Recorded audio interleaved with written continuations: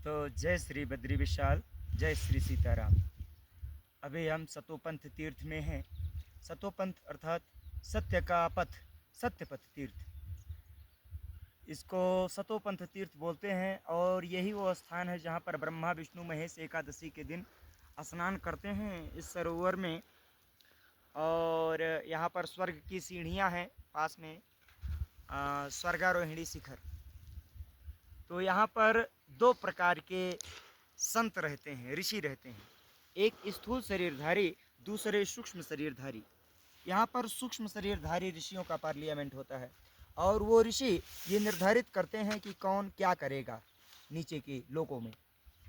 और पिछले साल हम 50 धाम 12 ज्योतिर्लिंग की साइकिल यात्रा करके सतोपंथ आए थे और यहाँ पर आकर हमको दिव्य अनुभूति हुई। और यहाँ पर हम 2 महीने तक साधना आराधना किए महाराज जी के पावन सानिध्य में। ये पूज्य अमनदास जी महाराज हैं और हिमालय के सूक्ष्म शरीरधारी ऋषि सत्ताओं ने इनको चुना है कि जो साधु संत आते हैं इतनी दूर तक, जिनके पास भोजन की व्यवस्था नहीं होती है अत्यंत, क्योंकि दुर्गम स्थान है ये, तो यहाँ पर सेवा करने के लिए उन ऋषियों ने महाराज जी को चुना है और महाराज जी 12 साल से यहाँ पर साधना में रत हैं। ये सत्य का मार्ग है। सत्य का मार्ग 2 सतोपंथ हैं, एक बाह्य जगत का सतोपंथ, एक अंतर जगत का सतोपंथ। तो बाह्य जगत के सतोपंथ में निवास करके साधना करने से यहाँ के अंतर जगत के सतोपंथ का बोध होता है, अर्थात आत्म साक्षात्कार, आत्मबोध, सेल्फ रियलाइजेशन आप समझ सकते हैं। तो ये नारायण की भूमि है और यहाँ आकर 1 मिनट का भी जप तप और 1 माला का जप अगर यहाँ पर किया जाता है, थोड़ी देर साधना की जाती है, तो उसका लाख गुना करोड़ गुना ज़्यादा फल प्राप्त होता है। स्कंद पुराण के केदार खंड में इसका वर्णन आता है। ये बहुत ही अत्यंत अद्भुत तीर्थ है। ऐसा संसार में बहुत कम स्थान है। ये देवात्मा हिमालय क्षेत्र है और यहाँ पर आना ही बड़ा दुर्लभ है और यहाँ पर साधना उपासना करना तो अत्यंत ही अद्भुत कार्य है। तो भगवान की विशेष कृपा होती है जब ऐसे स्थानों पर आने का अवसर प्राप्त होता है और रहने का सुअवसर प्राप्त होता है। तो पूज्य महाराज जी के सानिध्य में पिछले साल 2 महीने तक यहाँ पर निवास किए और इस बार भी 2 महीने हो गए यहाँ रहते हुए। बहुत ज़्यादा बर्फ़ पड़ गई है और बहुत ज़्यादा आनंद आ रहा है। कठिन तो है लेकिन आनंद भी अद्भुत है। महाराज जी यहाँ के बारे में कुछ और बताइए।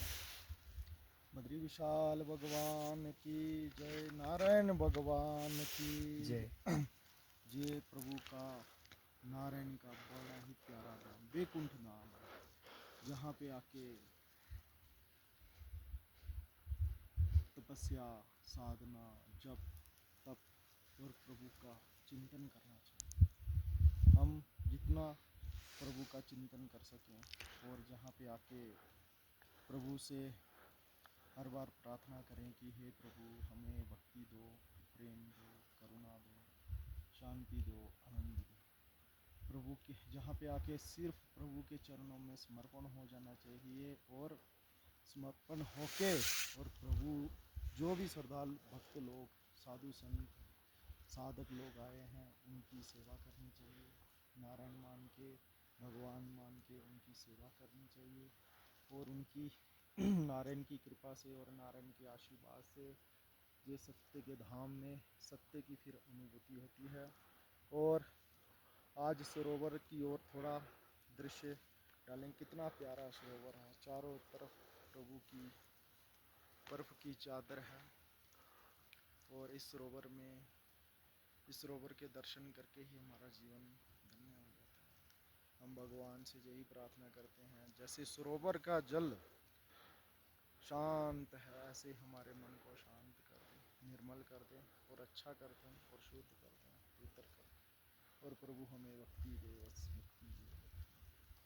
नारायण से यही कहते हैं, हम बस तेरे हो जाएं और तेरी भक्ति में लीन हो जाएं। जय बद्री विशाल। जय श्री बद्री विशाल। विशाल, जय बद्री विशाल।